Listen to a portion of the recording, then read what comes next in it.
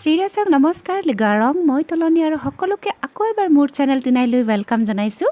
আশা কৰোঁ আপোনালোক আটাইয়ে ভালে কুশলে আছে। আজি মই আপোনালোকৰ আগত এবিধ খোৱা আইটেমৰ বিষয়ে ক'ব খুজিছোঁ। সেইটো হৈছে মেষ্টা টেঙা বা টেঙামৰাৰ পৰা বনোৱা মেষ্টা টেঙাৰ চাহ বা ৰচেলে হাৰ্বেল টি আৰু আমাৰ ৰাভাৰ গাৰ্গী ৰকাই। তেনেহ'লে আহক আমি ভিডিঅ'টো চাওঁ। মেষ্টা টেঙা বা টেঙামৰাক ৰাভা কথাত গাৰ্গী বুলি কয়। মেষ্টা টেঙা কুমলীয়া পাত আমি বিভিন্ন ধৰণে আঞ্জা বনাই খাওঁ, কিন্তু আজি আমি ইয়াত মেষ্টা টেঙাৰ ফলহে ব্যৱহাৰ কৰিম। ইয়াৰ বাবে মেষ্টা টেঙাৰ আমি ডাঙৰ বা পুৰত ফলবোৰ লৈ ল'ম।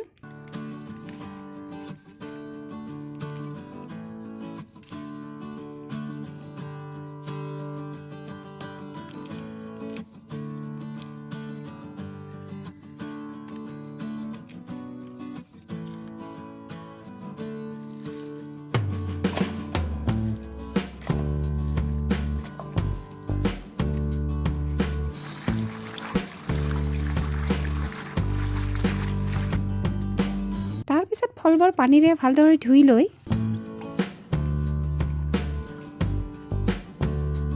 ফলবোৰ গুটিৰ পৰা উলিয়াই লৈছোঁ।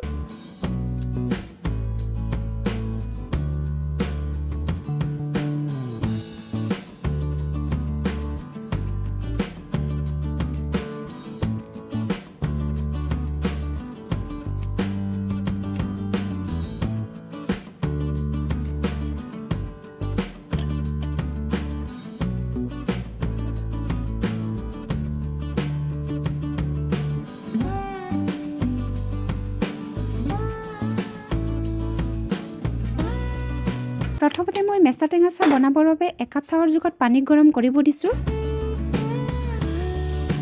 আৰু তাত 3 বা 4টা গুটিৰ ফল দি দিছোঁ।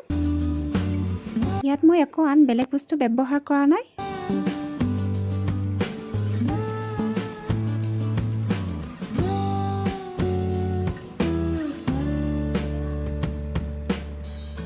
আৰু কিছু সময় উতলিব দি দিছোঁ।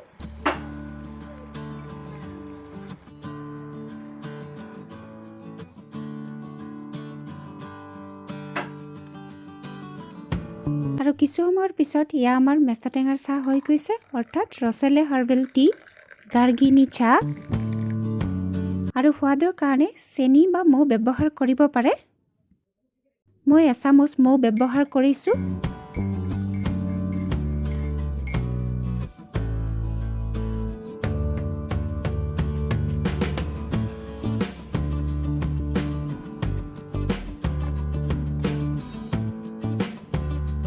ইয়াৰ পিছত আমাৰ গাৰ্গী ৰকাই অৰ্থাৎ মেষ্টা টেঙাৰ ফল অকল বইল কৰি খাওঁ, চাওঁ আহক। ইয়াৰ বাবে কেৰাহীত অকণমান পানী গৰম কৰিব দিছোঁ। তাৰপিছত তাত কেইটামান উলিয়াই থোৱা ফলবোৰ দি দিছোঁ। লখৰা কিচিপাং চিয়াকু টুঙাৰকৈ মানে কইটামান গাৰ্গী নিঠে 2 ৰখোজক। সোৱাদৰ বাবে অকণমান নিমখ দি দিছোঁ। নিজৰ ৰুচিমতে জলকীয়া দিব পাৰে, কিন্তু আমি ইয়াত 2টা জলকীয়া ব্যৱহাৰ কৰিছোঁ। উনিচাবানী খাৰী আৰু নিজনি ইচ্ছামতে জালুক ৰখুনা জাঙা।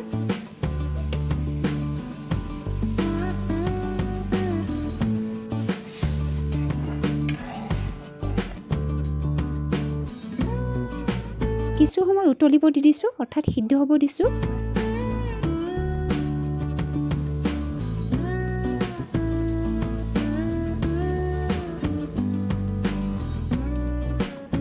আৰু এয়া আমাৰ গাৰ্গী ৰকাই হৈ গৈছে। কেতিয়াবা টেঙা খাব মন গ'লে আমি এনেকৈ মেষ্টা টেঙাৰ ফল বইল কৰি খাওঁ।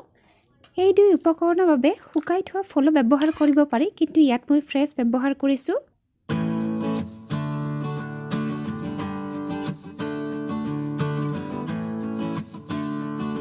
আজি মোৰ এই 2 উপকৰণ ৰচেলে হাৰ্বেল টি আৰু গাৰ্গী ৰকাই কেনেকুৱা লাগিছে চাঙা বেখৰে বেখৰে তাজো লাইক কমেণ্ট কৰি জনাব। আৰু মোৰ চেনেল যদি প্ৰথমবাৰ চাই আছে তেতিয়াহ'লে প্লিজ ছাবস্ক্ৰাইব কৰিব। নেম ৰচম। ধন্যবাদ।